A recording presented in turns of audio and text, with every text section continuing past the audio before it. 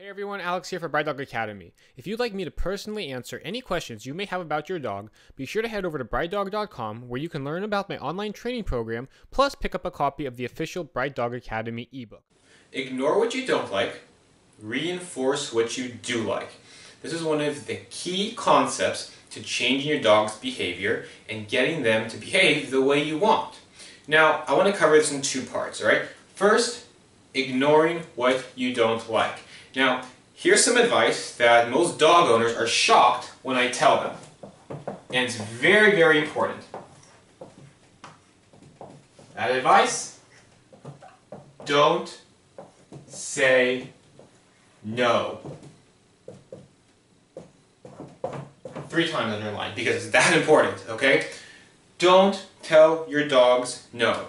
Here is why. When you have a dog and he does something you don't like, and you say, "Dog, no, that was bad," unless you've taken the time to pair the word no with a negative action, like putting them in timeout, like a shock collar, like physically hitting them, which we're never going to do, they don't have a negative association to that word. So telling a dog who jumps on you no doesn't mean anything. That doesn't have any negative consequence. Telling a dog who jumps on you no, you might as well just be telling him good boy.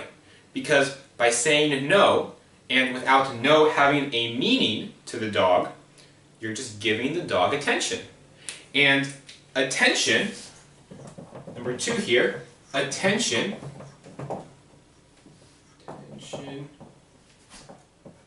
is reinforcement.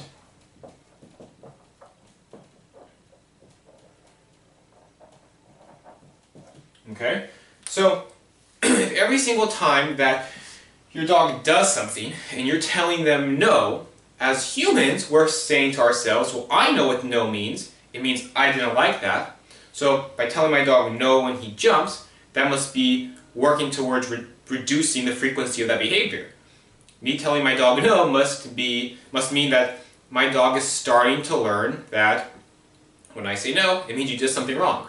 But how come my dog doesn't stop jumping?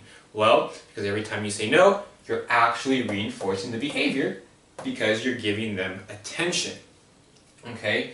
Now, here's a perfect example, just like I just said a little bit, but I want to get to more detail with it, jumping. Alright? Think about what happens.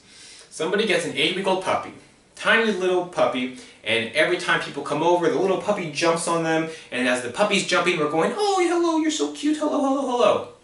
Reinforcing the jumping. We start them from a young age. That jumping gets them attention.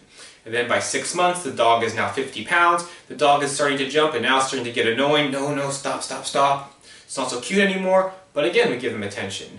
And now at 12 months, the dog is 100 pounds and is knocking people over. And what happens? The dog jumps on people and we push him off. Now people are kicking him, people are screaming. And the dog is learning throughout his whole life that when I jump, and I get attention because people scream and call my name and talk to me, that jumping is great. Jumping gets me attention. When I'm quiet and I'm on the floor, they ignore me. Nothing happens. Just naturally, as humans, we almost do the opposite of what we're supposed to do. When the dog is doing something bad, it's very noticeable. So what do? We try to get him to stop. But by doing that, we give them attention. And when the dog is behaving, we almost completely ignore them.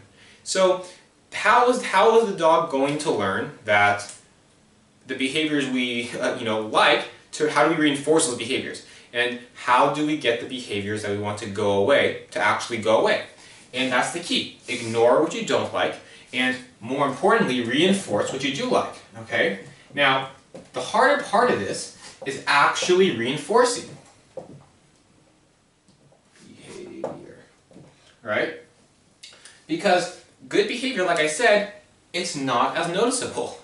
When you have guests over and your dog is laying down on his bed, behaving very nicely, he's not barking, he's not jumping, how often do you go over and say, "Good boy," and pet him, and maybe give him a treat and say, "Good boy, you're not jumping on anybody, you're behaving very nicely, this is the kind of dog we like"?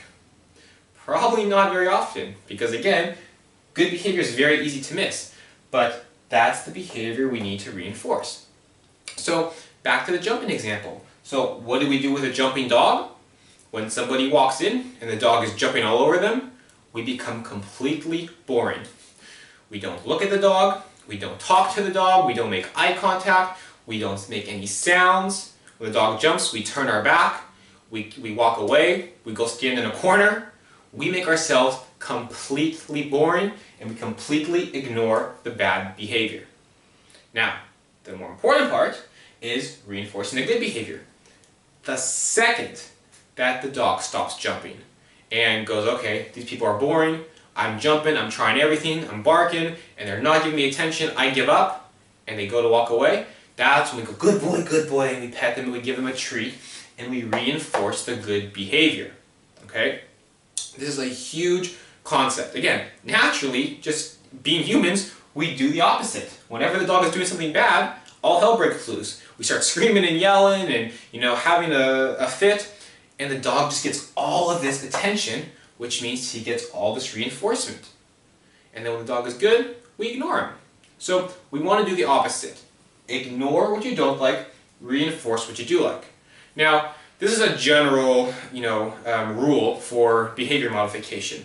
Obviously, there's some things that we take to, new levels. Jumping is a good example of this. Something, like food aggression, there's many more steps we take. It's not just as easy as ignore and reinforce. But this is a, just a concept that as you go on training your dog and just living with your dog, that you should always keep in mind.